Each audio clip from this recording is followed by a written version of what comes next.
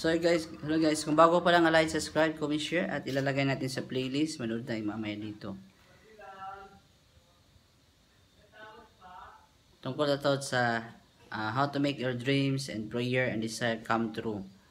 So talaga kailangan mo din na yun, i-review nyo lang yung first video at second video. Ito ngayon is application. So habang ginagawa mo yung mga previous na sinasabi ko, i-take note nyo yung mga keywords.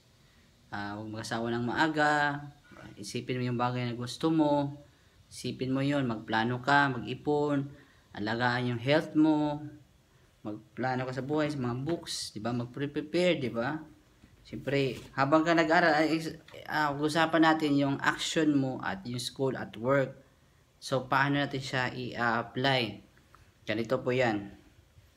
Ito, solution talaga to. Araw-araw, magpasensya ka wag puro na lahat ng gusto mo matutupad agad.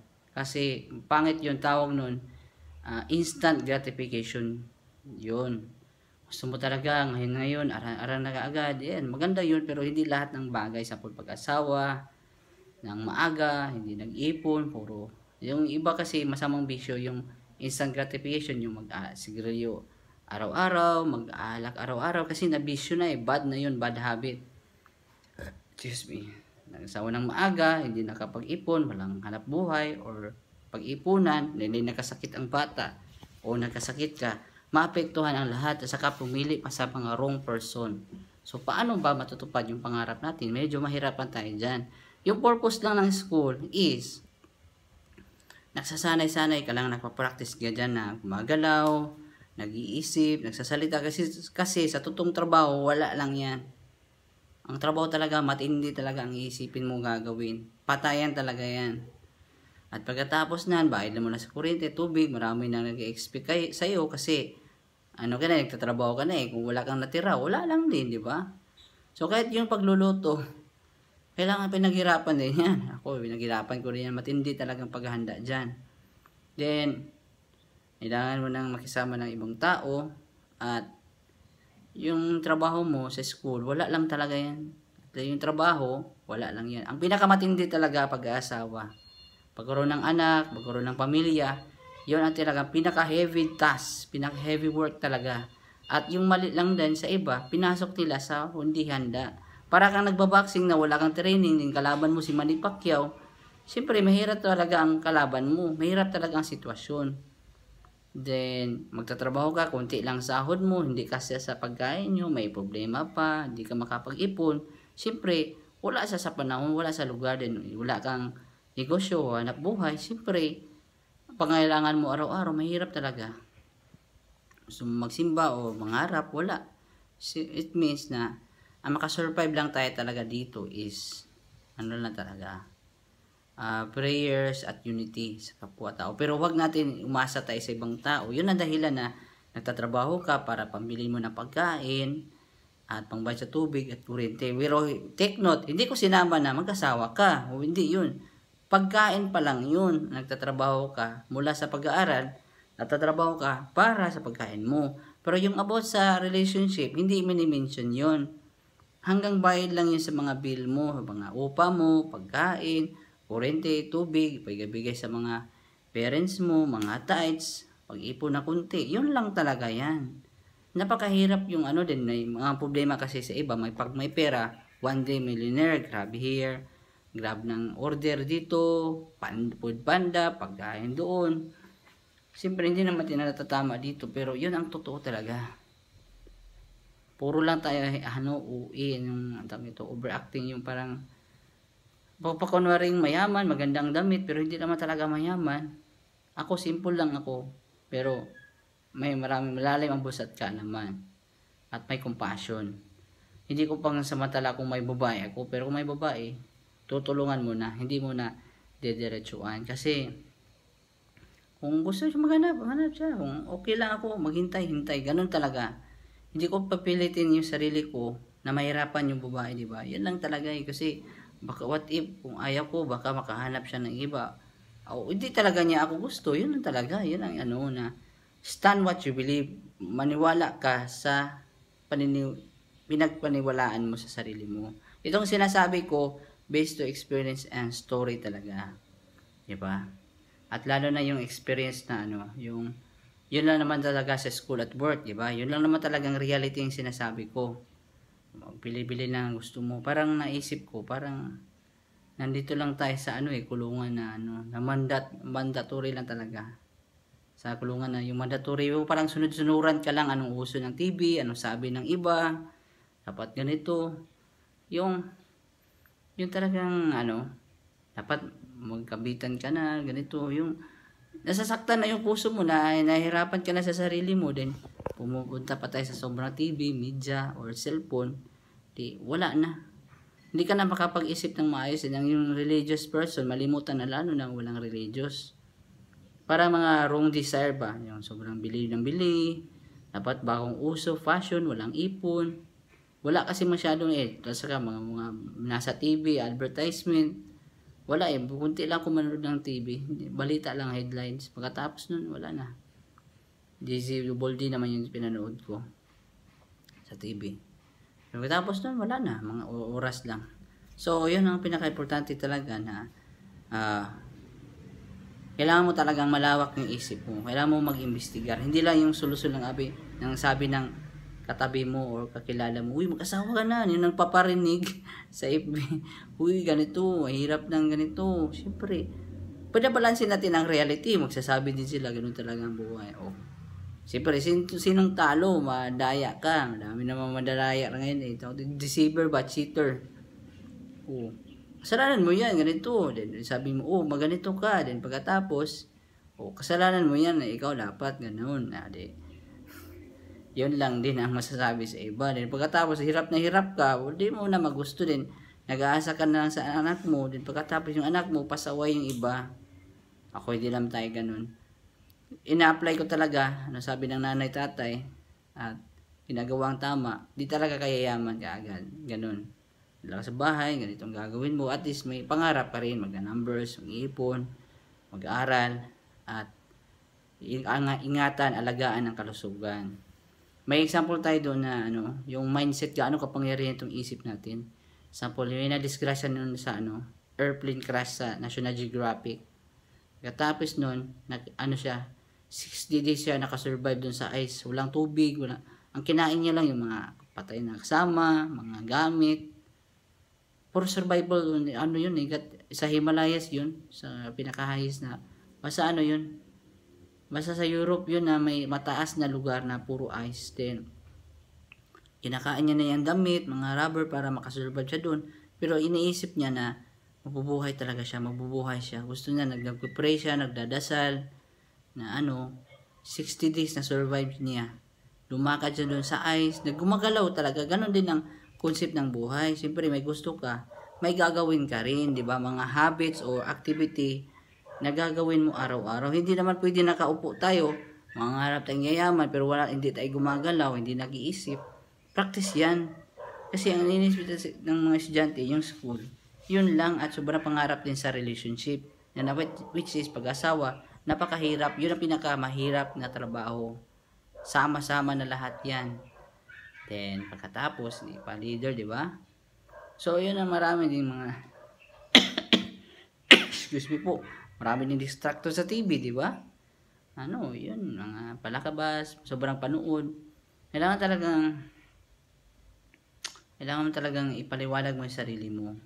Usapin mo yung sarili mo na mga positive things. Huwag mag-isip na ganito ng buhay, mahal ang bilihin, ganito, gano'n. Talagang balita, exaggerated talaga yan. Pero ako, balita, tolerance, kaya ba? Pero, hindi naman masama ang sinasabi. Nagsasalaysay lang naman. Nagsasabi siya. Anong nangyayari sa paligid? Hindi naman talaga masamang balita. Basa ka lang sa music lang yan. O baka sa nagsasalita. Pero intindihin mo yung sinasabi. Tapos, yung tungkol na, minsan magbubulong yung isip mo, baka mamatay ka na, ganito, mahirap ng buhay mo. Huwag ka maniwala. Isipin mo lang, sabi ng atin na dumaan, isipin mo lang yung mga bagay na gusto mo. Siyempre, may gagawin ka rin. Tapos, may pag-ipon at plano at pagdadasal. Kasi, paano man na matutupad yung pangarap na yon? Sa po, nagre-review ka ng exam mo sa school. Kailangan mo bigyan ng araw yan, oras, everyday. Kailangan mo i-budget yung isip mo, kailangan systematic ka mag-study, mag-keywords, kailangan mo mag-ipon, mga papeles, kailangan mong, di ba, mga password, mga barangay, mga NSO mo, mga PSA, Philippine Statistic, yung mga birth mo, mga passport mo, mga IDs, kailangan yan. Kailangan din ng pera mo, mayroon nga akong sling bag eh. Sana mga gamit ko lahat eh. Siyempre magdadasal habang lumalakad, nanonood. Minsan na slide lang, patay na agad, di ba? Isang lang, mag-ingat talaga lagi. Yung pagbubuhat, pagtitingin, pagtutulog, yun talagang lalo yung nakasurvive yung sa ice. Iniisip niya habang siya nakasurvive ng 60 days, siyempre kumakain na siya kahit ano-ano na lang, pero maliban lang sa bakal. Sobra kasi yun, negative 40 to 60 degrees.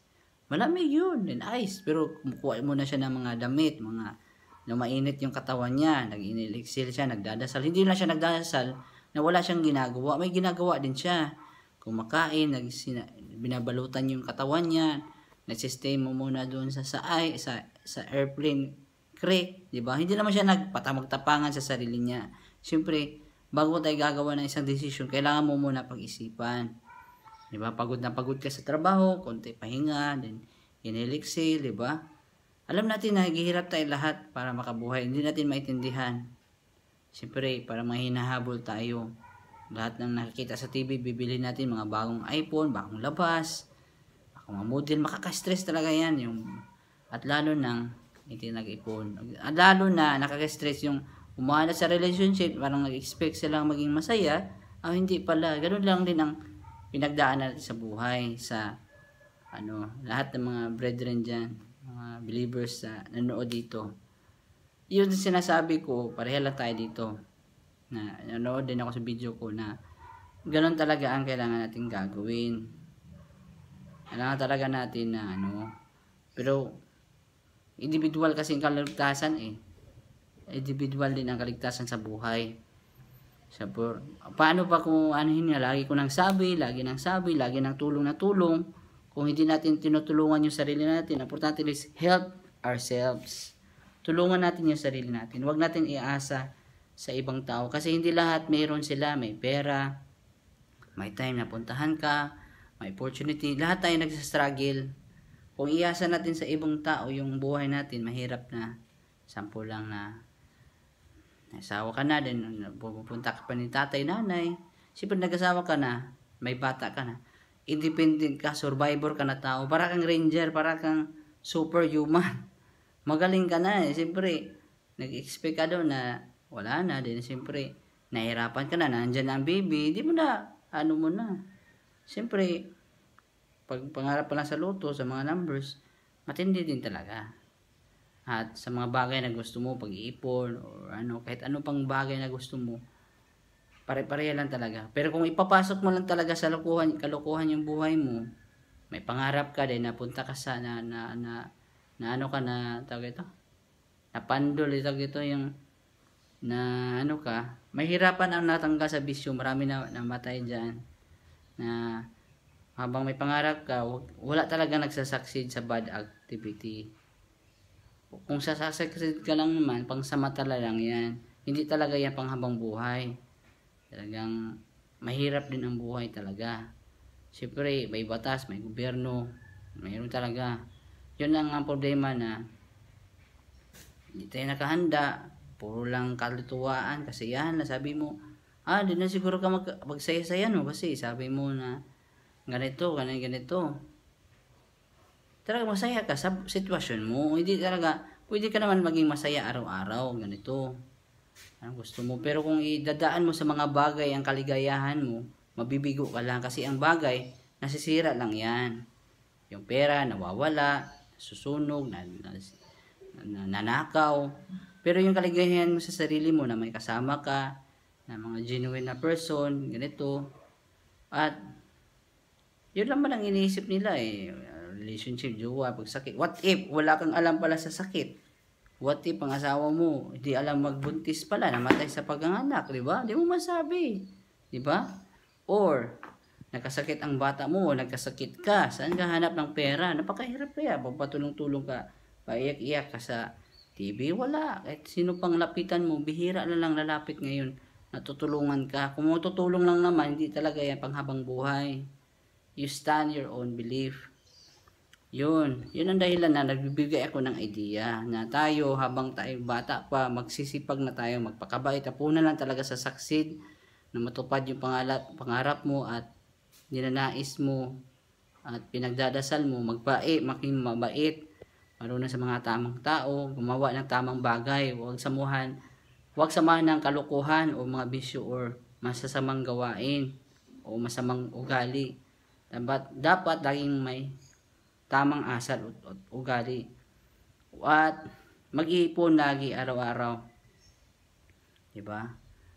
May ano talaga tayo may mga disaster talaga sa buhay. Huwag mo lang seryosohin kasi yung buhay talaga unexpected. Babago-bago talaga ang buhay. Medyo nandiyan ang tatay mo, bukas wala na. Tapos yung nanay mo or may mga ngayon okay pang sitwasyon mo, biglang bumaha. Diba? May mga wildfire agad sa ibang bansa. Iba tsunami, mga volcano, mga lindol. Di natin masasabi. Time is uncertain. Di talaga fix. At nakasawa ng maaga, di ba? Hindi naghanda. Hindi ko naman sinasabing masama magkasawa. Maging masama ito kung hindi ka naghanda. Di ba? Hindi nakapag-ipon. Kung nag-ipon naman, hindi nag-aaral sa health. So, pareha naman tayo lahat binibigyan ng oras. Ang tanong, saan ba natin ginagamit yung free time natin? Puro cellphone lang, di ba? Nakakasama din yun. Sobrang TV, sobrang gala, inom-inom doon ng mga alak. Sige yun, nagsasabu, nagjojowa doon, di ba? Yan ang iniisip ng common na mga tao ngayon, mga kabataan. Motor-motor dito, gala-gala doon, di ba? Hindi mo alam, nagda-drugs pala yun, nagbibenta ng mga droga doon. Akala nila masaya. Oo, yes. For a while lang yan, temporary. Pero hindi talaga yan pang matagalan, pang habang buhay. It's just a temporary. Pwede siya mawala anytime. At yun, kahit buhay natin kahit itong earth natin, pwede ito sasabog anytime. Totoo. Lalamunin ito ng mga black hole. Mismo itong earth, sasabog ito mismo. Pwede mawala ang lahat ng bagay anytime. Kahit itong universe, kahit buhay natin, kahit itong earth, di natin masasabi. Yan na, langit lang talaga ang natin. Kung gumagawa tayo ng kasamaan, kung maging masama na ang lahat ng tao sa mundo, siyempre, lalamunan lang tayo ng black hole. Susunugin, dudurugin tong earth na to. Kung maging masama tayo, kung wala nang makitang mababait na tao dito. Judgment Day, grabe talaga. Yun ang talaga masasabi ko na ang ating buhay dito sa mundo, wala tayong karapatan na gumagawa ng kasamaan. Because our life, ang buhay natin mismo, pwede ito mawala anytime. Wala tayong ipagmayabang. Ang importante lang na buhay tayo, gumagawa tayo ng kabutihan, nagsisipag tayo, huwag tayong maging tamad, maging pabigat sa ibang tao. Kasi anytime, hindi lang dapat dahilan, ang reason, ang pera, ang kahirapan, yun ang dahilan na magawa ka ng kasamaan. Kasi anytime, our life is hiram lang sa langit. Huwag natin abasuhin yung mga meron sa atin sa buhay. Kasi yung iba wala lang alam, inaabuso nila, hindi dapat yung gagawin sa kabataan kasi may plano pang papasok sa relationship. Hindi pa alam, wala namang pera pag hindi natin masasabi. Pwede ang bata mo mamatay anytime. Yun. Na ang buhay natin is uncertain. Wala tayong kasiguruhan dito. Ang kasiguruhan lang natin is ang tao mamamatay. Ang importante na namamatay tayo, maalala nila na naggawa tayo ng kabutihan. Para sa Bible, ano bang silbi ng religion natin kung gumagawa pa rin tayo ng kalukuhan, di ba? Anong bang silbi ng religion kung gumagawa pa rin tayo ng kalukuhan, di ba? Yun ang dahilan na tayo, prevention is better than a cure. Yun talaga na hindi naman tayo nagsisermon dito. Yun talagang kailangan. Mamili ka, dalawa lang pipilin mo. Masasaktan ka sa katotohanan pero gaganda ang buhay mo. Masasaktan ka sa kalukuhan, sa kasamaan, pero hindi ka sasaya. At isang dito lang, yung video ko is correction lang. To correct the bad habits, the bad action. Diba? Hindi ako nagmamagalingan dito. Wala talagang magaling sa buhay. Yan talaga na kailangan natin na be serious sa ating gusto mo. Lalo na sa religion natin. Kasi Ang tao ngayon, pera-pera na lang iniisip nila eh. Yes, mga pera mawala, ang buhay mawala. Kahit ang Earth, kahit ang solar system, kahit ang universe, pwede mawala. Isang snap lang sa langit. Kung kaya niyang mabuo ito lahat, kaya niya niyang mawala ito kung ayaw niya na sa atin. So, ang puna lang natin dito is, habang tayong buhay, magpapraise tayo, gumagawa tayo ng kabutihan.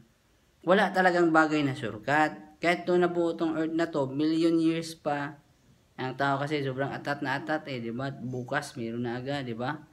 Anong ganun. Dapat may, kasi ngayon, ang buhay ngayon parang instant na lahat eh. Instant noodles, instant lahat. Dapat instant na. Kung ganun ang iniisip natin. At ang sabi pa sa Bible, kung gusto mo ng mamadalian, madali ka rin magkakasala. Yun lang din ang problema. Gusto kasi nila, puro instant, di ba?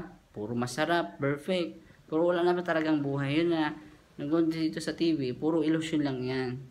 Pero yung balita, totoo talaga yun. Minsan, hinahalo ng bias na balita. Pero, yun ang balita lang ang totoong nangyayari. Pero yung mga about sa mga pelikula, mga teleserye, talagang as in, deceiving yun.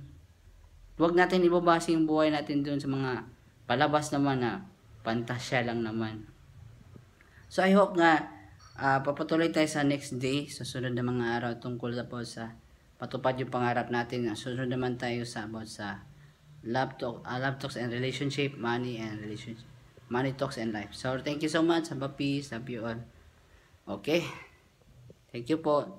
Thank you po sa papanood at magagamit nyo talaga to. I-take nyo ang mga keywords, isulat nyo, makinig kayo araw-araw. Kasi importante, nakatulong talaga itong sinasabi ko. Thank you po.